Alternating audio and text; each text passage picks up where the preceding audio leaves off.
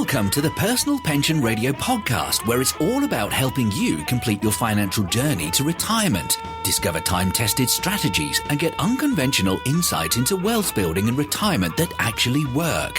Break away from the herd and go for the retirement you dream of. And now, here's your host, the income engineer, Kraig Strom. All right, let's do this. Back on Personal Pension Radio, broadcasting from the workshop studio here in sunny Southern California. Brought to you by personalpensionradio.com, personalpensionradio.com. Now, that website, great place to find just all the back episodes. Right now, super simple back episodes at personalpensionradio.com. Also have transcriptions available with show notes. Now, the transcriptions and show notes, those of you who have listened to the show for a while, you know that it takes time to get those things posted. I've got a transcription assistant who does that, and then we submit those for review and edit, and they go through a whole process. So if you're missing something that you just can't live without, you want the information about something right away, go to personalpensionradio.com. Just send me a message through the website there, or find me on LinkedIn. That's Kraig with a K, K-R-A-I-G, Strom, S-T-R-O-M, the income engineer. You'll find me on there, no problem. Now, what is Personal Pension Radio all about? Let me make sure that those of you who are new to the show understand Personal Pension Radio is all about optimizing retirement income. All about having a conversation that sadly, unfortunately, dismayingly, is not in the forefront when it comes to the average retirement planning conversation. The average retirement planning conversation goes like this: save more money, invest more money, max out your 401k, max out your Roth IRA, max out your 529 accounts for your kids' college, invest, invest, invest. Notice all of the messaging that I referenced there is accumulation based. The standard message that I was taught some 19 years ago as a young financial advisor with not much in my head as it related to knowledge about financial planning, the message was save more money is the answer to everything. If you want to put a kid through college, you save more money. If you want to retire someday, you save. If you get a flat tire, you got to tell your clients to save more money. If you lose your dog, you got to tell your clients to save more money. It didn't really matter what was going on or what the question was. The answer was always save more money. Very self-serving answer for the Wall Street financial advisory community. And it wasn't until later in my career that I really understood that I was missing basically half the conversation. That optimizing retirement income does not happen simply through a product or maxing out a savings into mutual funds or life insurance or real estate or annuities. Notice what I said there. Optimizing retirement income does not happen with a product. It doesn't happen with life insurance or real estate or mutual funds or annuities. By themselves, each of these things can be phenomenal assets. Really excellent assets by themselves for sure. But it's not until you put an actual retirement income plan together with an integrated approach that balances the power, for example, of life insurance assets with the accumulation benefits of a mutual fund portfolio, for example. How do you then balance, for example, real estate with an annuity platform in a retirement income scenario, right? See, these are all questions that when you look at retirement income, they have to be answered. The interaction with all of your assets, with all of your financial vehicles, given that you have them, right? If you don't have cash value life insurance someday, there is no way for you then to be able to understand or to put a plan in place that allows you to balance those life insurance assets with mutual fund assets, for example. You must have an integrated approach that uses each of these financial tools. As good as they are individually, they are truly fantastic when you put them together. but you have to have an integrated approach, a balanced approach. So that's what this show is about, is having a conversation about retirement income, about optimizing retirement income, about getting you there. And as I say, and you'll hear me reference it today, and especially from the title, getting you up the mountain and back down the mountain, conquering the retirement mountain. Because the Wall Street community focuses on up the mountain, accumulate, accumulate, accumulate. They spend very little time educating financial advisors on down the mountain, distribution, living in retirement, spending money, having an income from all those assets that have been accumulated. Okay? So that's what Personal Pension Radio is all about. It's about optimizing retirement income. It's about that conversation. Okay. Now, disclosure before I forget, I am not an attorney. I am not a CPA. I am a certified financial planner professional. But please, as much experience as I have and as great as I sound on the microphone, please don't act on things that you hear on this show. If you hear something that you consider to be good, worthy sounding advice, please don't act on it. You've got to make sure that the things that you're doing are tailored to your specific situation.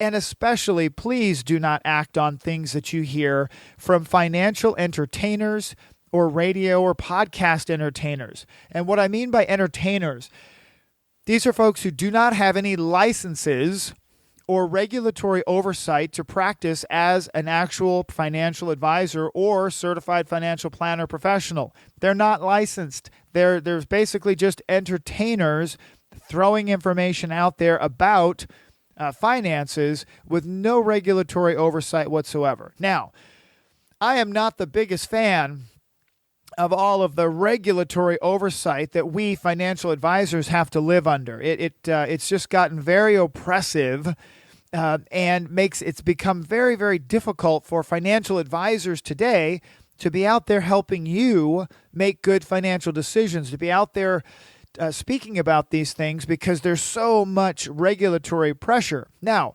with that said, the regulatory pressure is primarily there to protect you, my listeners, but to protect the general public from just bad financial characters, right? Trouble is, it doesn't do a darn thing to regulate financial entertainers.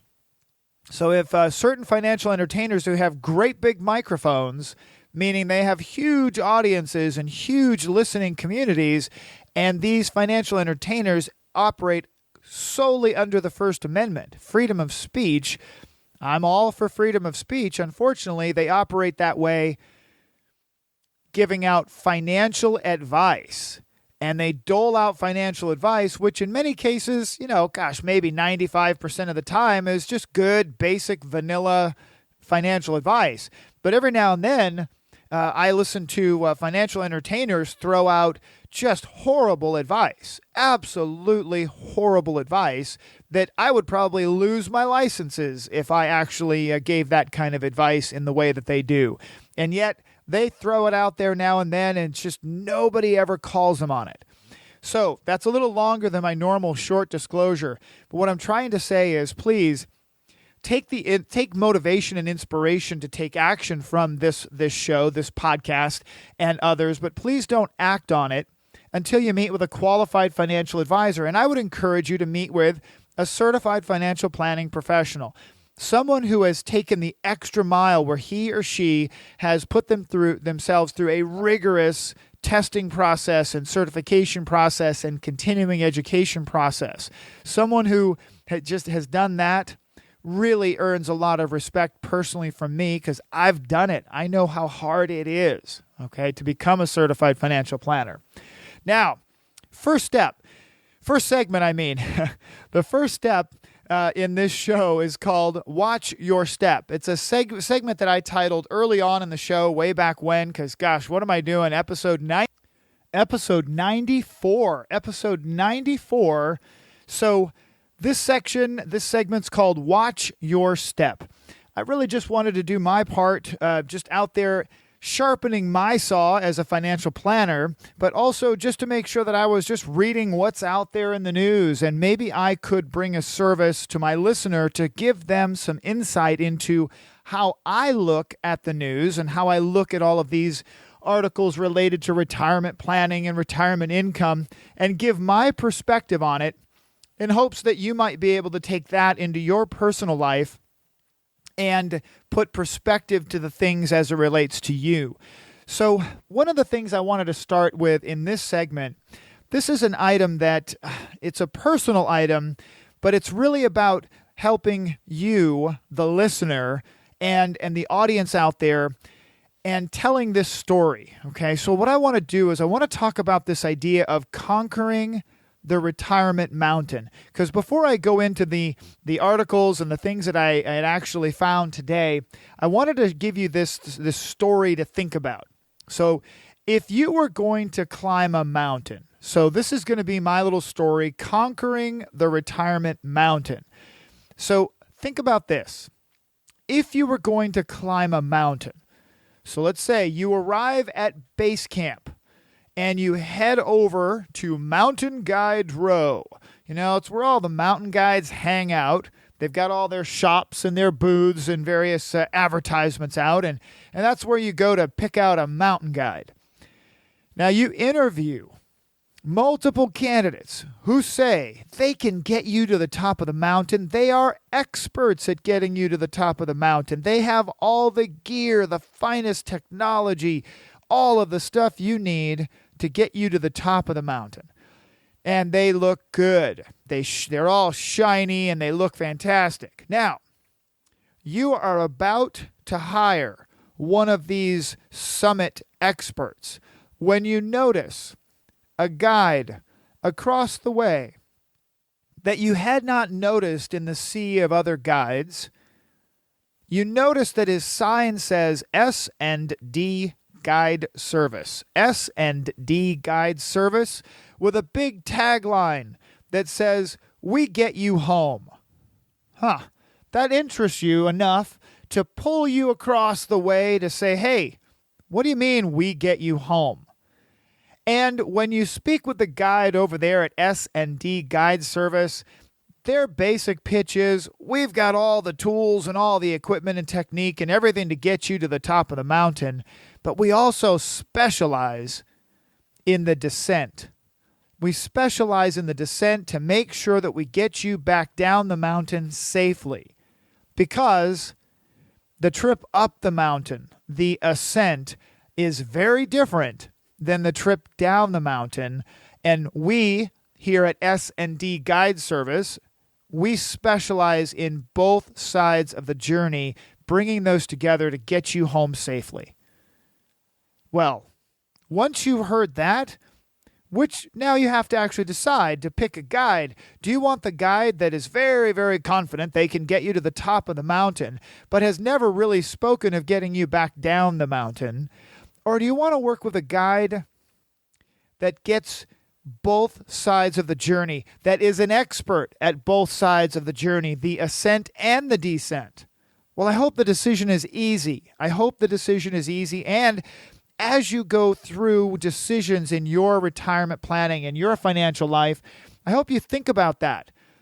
Really evaluate your financial advisor today, asking questions about the descent, about the retirement income portion of your journey. Find out. You'll find out pretty quick if they are an expert in getting you home, getting you through retirement, because oftentimes, and sadly in most cases, the financial advisory relationships that got you to retirement are not equipped to get you through retirement and get you home all the way to the finish line. So keep that in mind as you are out there thinking about these things, and let's jump in. Here's an article that caught my eye. I have several of them today. I guess got spent too much time reading and studying for this episode. The Huffington Post. Now, I love the Huffington Post. They have lots and lots of content and 1,000 different shades and sizes of content. But I think it's so funny again that because we have a 24/7, 365-day, 24-hour news cycle, I'm trying to think of all the different time frames that I had to throw in there, you just got all kinds of space to fill up. So websites like the Huffington Post, they have to fill lots and lots of content. I mean, they have to fill lots and lots of space with lots and lots of content, right? So I take some of these, and I hope you do too, a lot of these articles that you see on these financial websites and these blogs that aren't really even financial websites per se, take them with a grain of salt. You definitely would not hire the author of some of these articles to be your mountain climbing guide. But I catch these things because, remember, I'm out there sifting through retirement-related articles and information that are in at the top of the news feed, because I'm sure that people in my audience are seeing these same things. So here's the title of this article: The 5 Expenses That Evaporate as Soon as You Retire. Like, wow, okay, all right, that caught my eye. 5 expenses that evaporate as soon as you retire. So I do go in assuming that the article will be bad and hoping that it'll be good. Okay, so number 1, because something like that, what I've experienced is they're just making stuff up. Like, they're just sitting around going, hey, what can I say about this headline? Because they're just filling space in the Huffington Post. That's all they're doing in this case. And sure enough, this article was that, but I thought it was funny. So here you go. Number 1, goodbye commuting expenses. So that's an expense that goes away when you retire. You're no longer commuting to the office, let's say. Great. Now you're commuting. Now you have 5 days a week to drive around and do personal stuff. Whereas 5 days a week you drove to work, now you could drive on long road trips. Now you could go on vacation. So commuting expenses don't go away. If you've got the day off now because you're retired for the next 25 years, you don't sit at home. So goodbye commuting expenses is kind of ridiculous. Not kind of, it is ridiculous. You're going to continue to travel, whether it be in your own car, on a plane, on a boat. You're going to keep traveling. You're going to keep moving. So goodbye commuting expenses. I call bull on that. How's that? I've just got to make sure to keep this PG, right? Now, the second one, no more saving for retirement. Well, yes, that's a big one. That's important to remember is that if you're putting money, $15,000 to $20,000 a year into a 401k and you retire, well, you're not putting $15,000 to $20,000 in a 401k anymore. But what are you doing? You're pulling $15,000 or $20,000 out of a 401k. Boy, I hope you have a retirement income strategy to do that. That's important. The article does go on to say, though, budgeting and frugality need to get real. Budgeting and frugality need to get real because you're not saving for retirement. Now you're spending it. So they're saying, wow, you've got to seriously watch the budget and be frugal. Now, I absolutely agree with that. I believe that if you live on a budget and you're frugal prior to retirement, it makes retirement so much easier because those are things that you can just carry with you right into retirement. Now, next one. Some taxes go away, but not all. Well, that is true. The thing is, they say this. If you stop getting a paycheck, you stop paying taxes on it. Yes, it's true. You do stop paying some of the Medicare and the Social Security withholding taxes, etc. That's right. And yet, some people are surprised to learn that they will pay taxes on their Social Security. Now, if you are surprised that you will probably pay taxes on your Social Security income, that might be an indication that you are not working with a retirement income expert.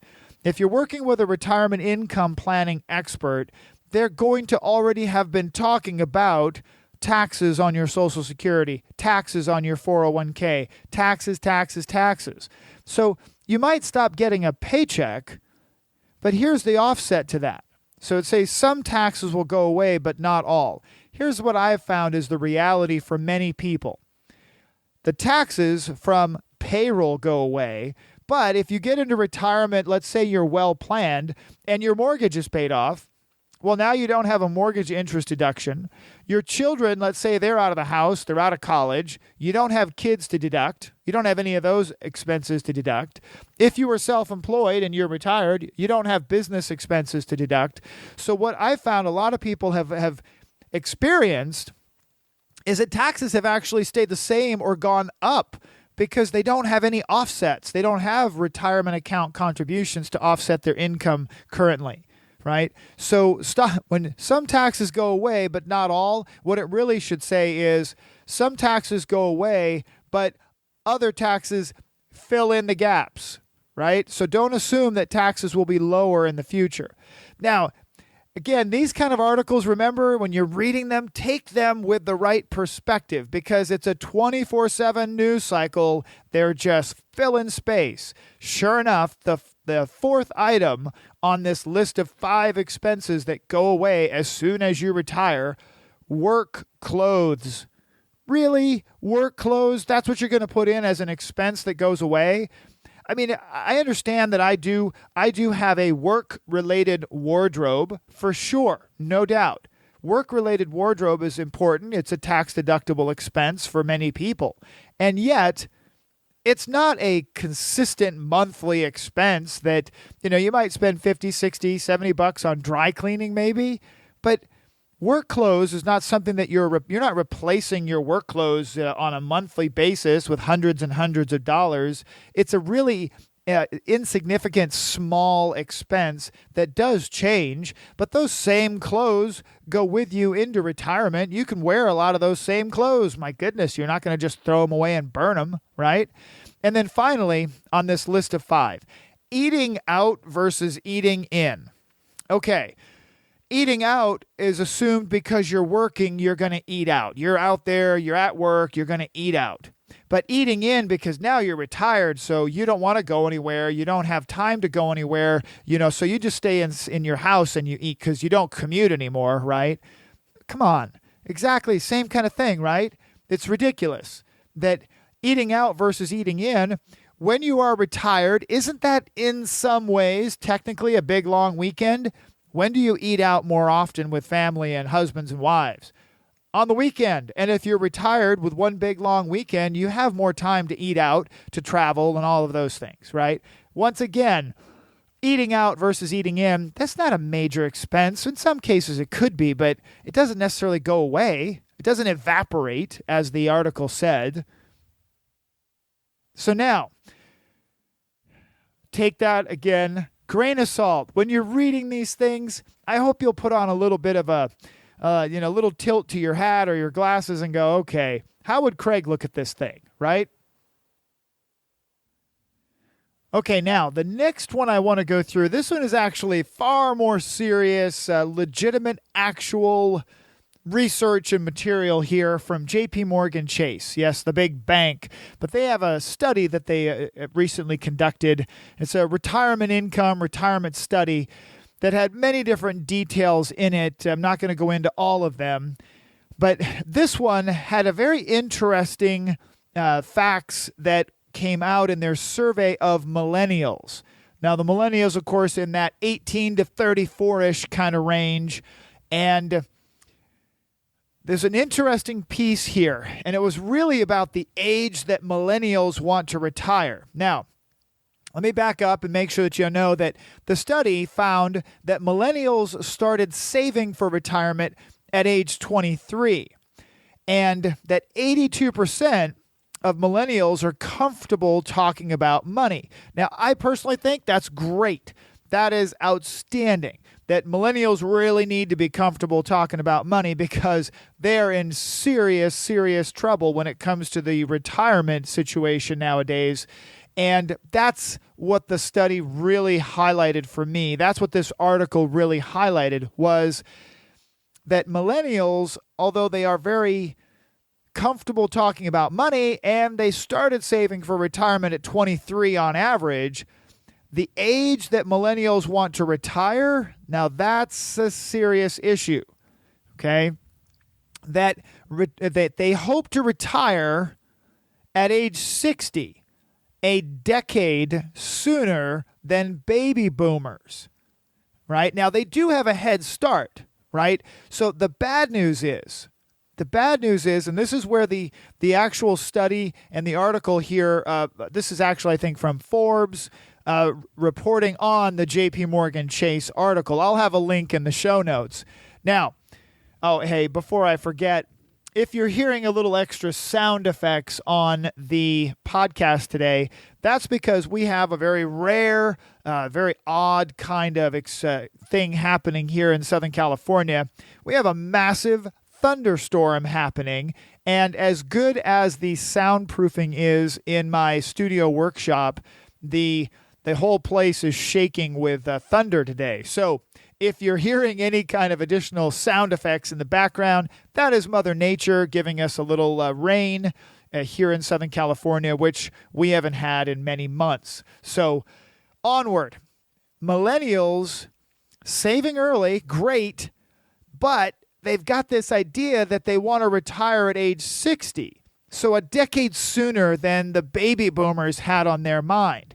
And they do have a head start saving. The bad news, right, for millennials, that's probably not going to happen. According to the article, as they were writing it, they can set an early retirement goal, but a combination of the current state of the financial markets and plain old life is most likely going to make retirement by age 60 impossible.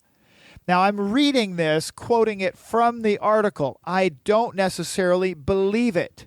Personally, I know that if you have a truly good ascent and descent plan, up the mountain, down the mountain, accumulate and save, income strategy for distribution, if you have those things lined up and you have legitimately worked on your retirement plan aggressively, you could retire at age 60 for sure. Whether you actually really want to or not, that's the question. But this idea that just a flat out, it's impossible. Well, I don't agree with it's impossible. You can absolutely do this. If you're a millennial listening to this show, don't just assume that it's impossible. Matter of fact, I would imagine that millennials would be more positive about it and assume that whoever wrote this article is wrong, that I'm definitely going to be able to retire when I'm 60, right? So don't give up on that idea, but know that you have to have a strategy for income distribution that ties together with your accumulation strategy. Okay, now, the article, the author goes on to say this, though. Of course, it is possible to retire by 60. To do so, however, you have to have phenomenal pay, no expenses, or very modest expectations for your standard of living, both before and after retirement. Well, how depressing is that? Right? I don't agree with that at all. I mean, I've listened to podcasters, for example, that Mr. Money Mustache is an excellent example. If you've never listened to his podcast, I mean, he has a very interesting perspective on how he and his wife and his family live their financial life. And he's been able to retire very young and technically be income independent, right? So, and he's done that well before age 60. So this is not a case of you have to have phenomenal pay, no expenses, modest expectations. It sounds like the author of this article personally is throwing some of their own self-doubt into the article. Because I believe that if you have the right accumulation and the right income strategies combined in the right balance, you can retire at age 60. So what I'm hoping you'll get out of this section is this idea that even though it's in a Forbes article, and Forbes is all about money, and it's JP Morgan Chase, don't let them dictate to you what's reality in your life or in the lives of your children, right? It is possible to do these things, but you do have to work. You have to work at it. It is not something that just is going to happen just by accident, right? So retirement at age 60, difficult, yes. The challenge, I guess, the hard part is that millennials, they hope to retire by age 60. Unfortunately, the Wall Street machine, the financial advisory community out there, continues to pump out this kind of education, basically telling millennials, hey, that ain't going to happen, right? Or only teaching the accumulation side of the conversation, right? So you got millennials, if you're out there listening to this show, and if all you're doing is listening to the accumulation side of the conversation, I will say it bluntly, you will not retire at age 60. You will be shocked to find out that at age 60, without a retirement income plan, you're screwed. I mean, really screwed. It's not going to work. Retiring at age 60 under the standard Wall Street financial advisory model does not work in most any condition. Okay, so I will turn it back to the income engineer perspective. With an accumulation and a distribution strategy tied together along the way, retirement age 60 for sure, entirely possible. So if you want some hope for hitting that kind of a goal, go to Personal Pension Radio, contact me there, let's connect. I definitely think you can do it. You just have to have a plan and a strategy in place to get there. Now, finally, I want to make sure to cover this segment here. I'm going to leave this next one. It's going to be a great article from Forbes we're going to cover on next week's podcast. Definitely wanted to cover that. It's a General Accountability Office study. I think it's outstanding. I want a little extra time just to review some of the details from it. But I'm going to finish with the second segment, which is a client and listener question segment. Now, I figured I would add this on my podcast because this question came in from two people in 1 week. So the question was, how do you do your podcast? So let's switch gears away from financial stuff, and I figured I'll answer the question here on my podcast. So how do I do my podcast? Podcasting, first of all, can be a great way to highlight your business. And I would encourage you, if you're out there listening to this and you think, podcasting's not for me, podcasting is still an open frontier, if you will, as it relates to places to get your message out in marketing. Because people don't normally know this, that iTunes, right, where Apple is the big place where you download all your music and you can download videos, and that's where you can download this podcast in iTunes from Personal Pension Radio. Right? But people don't understand in most cases that iTunes is one of the largest search engines like Google in the world. One of the largest search engines in the world. I've had people find me on iTunes. They didn't find me on Google. They found me on iTunes when they searched for retirement income or retirement planning. They found me on iTunes. So, as a place for you to get your message out to enhance your brand, podcasting is a big, big opportunity. Although there are many, and there's thousands of podcasts, it's still a very open space. So it's a great way to highlight your business. If you've never thought of broadcasting and being out there yourself, something to consider that the price of entry and the barriers to entry are actually very minimal. Really, really minimal. Getting on the radio, expensive. Getting on TV, expensive and difficult. Getting on a podcast, you could be up and going in a weekend. So let's start. Now, before I forget, can podcasters make money from their podcast? Absolutely. Oh my gosh, there's some fantastic podcast mediapreneur people that I pay attention to and that I watch that, like, for example, Cliff Ravenscraft. Cliff Ravenscraft is literally the podcast answer man. He is a resource that I listen to and follow, Cliff Ravenscraft from Podcast Answer Man. to get my podcast started. He was one of those resources. But you look at somebody like Cliff, who has taken a niche, podcasting, and he has become the expert, the resource, the guru when it comes to podcasting.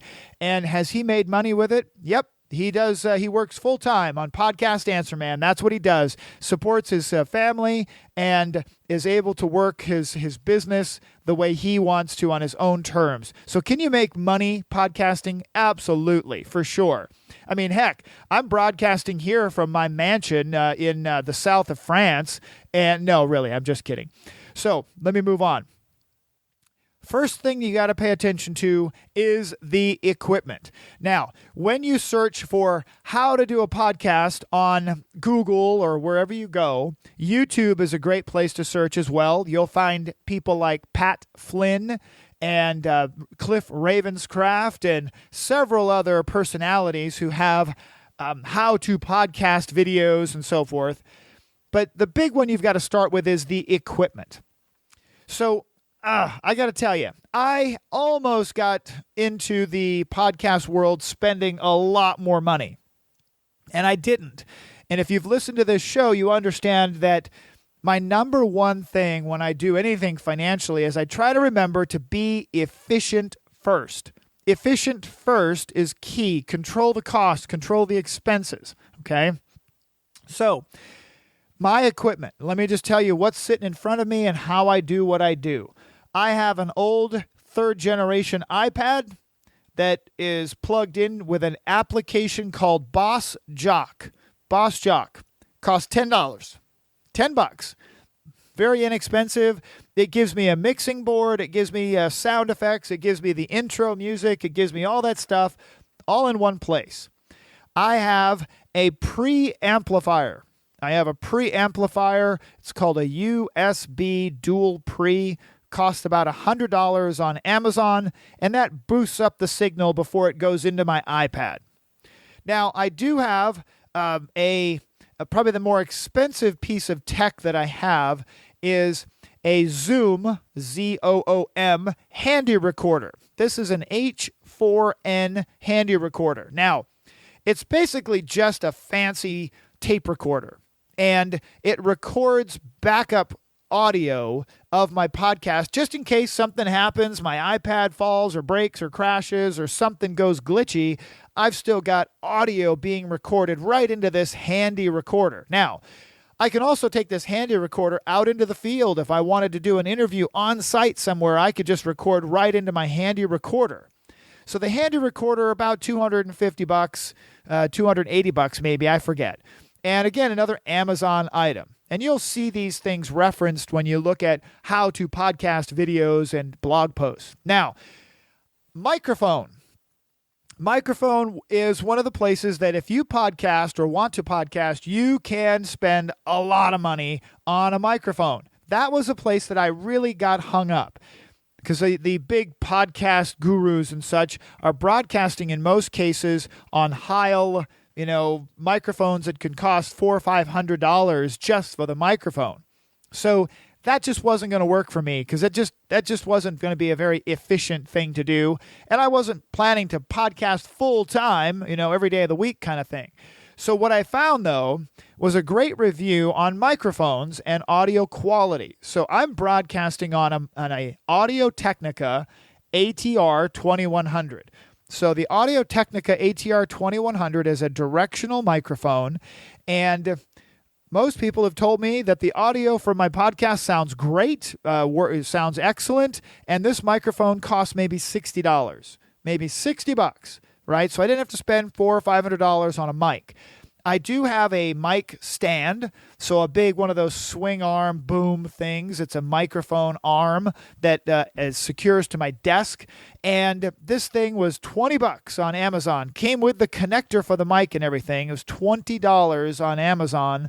Great price. And then finally, on my desk anyway, I take notes on my computer, and I have a tablet. I have a Surface Pro 3 tablet, and I take notes, and that's where I'm able to read the notes while I'm recording the podcast. My iPad is over on one side, recording the material into the Boss Jock Studio app, and I'm able to look at my notes on the other side. So that's the equipment. When you do a podcast, this is my take on it. You'll listen, like I said, you can review many different places on how to podcast, but here's my process. I go through and do my research. I surf through the news and headlines and inspiration and things that I'd want to talk about on my podcast. Listener questions, client stories, and such. I have a structured approach. For better or for worse, I've had some people say that they like my structure. It's simple. Others say it's kind of clunky and they don't like it. They think I should change it. Over time, I'm sure I will continue to adapt and evolve, but have a structured approach. Take notes. Now, I take notes. I am not scripted. So I take notes, but I am not scripted, okay? Meaning that I have a structure to go through, and then I read from that, and I just let the conversation flow, so you get good conversational podcast instead of, hello, thank you for being here on the AM radio station paid commercial that I have this script in front of me that I will read for the next half an hour. Oh, gosh, that is so boring. So I hope you find some entertainment value in the fact that I am not scripted, but I do have good notes and structured approach. Of course, make sure you have good audio. So I go through the process with my Boss Jock Studio app, and I found a couple of virtual assistants on Fiverr.com who recorded intro and outro and disclosure stuff for me. And I made my own podcast intro music on GarageBand, on a MacBook Pro on GarageBand. So that's where the intro music comes from, and the outro music with the harmonica and everything comes from. So I've got that stuff plugged right into my Boss Jock app. The intro and outro, that cost me maybe $20. I think it was $20-$30 on Fiverr. So yes, people will do things for $5 on Fiverr, but when you want very specific audio and very specific scripted and length, you pay extra. But I got that all there, so I only had to pay for it once, and then I can use it over and over again.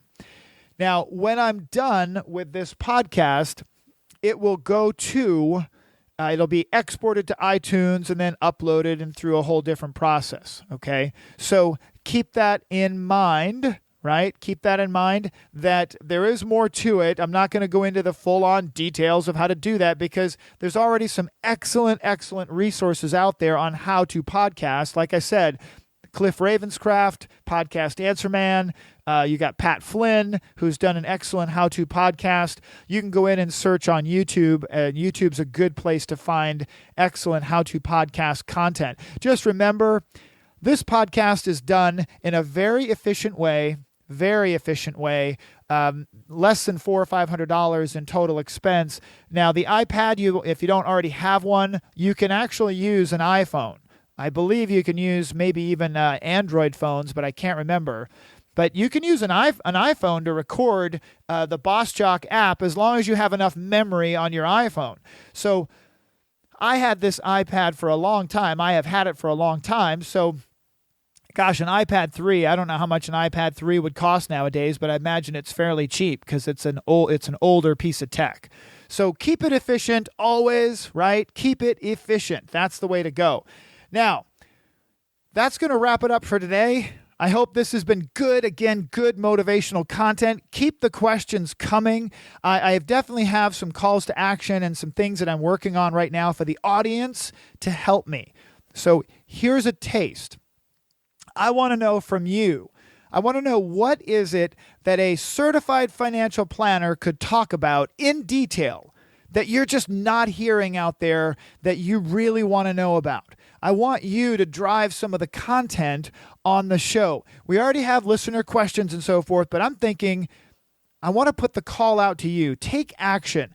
If you could, without having to spend thousands of dollars on a certified financial planner in your area, but if you could just call them up and say, I need you to give me 45 minutes on this. I need you to give me 30 minutes on that. I need you to go into detail on this, that, or the other thing, right?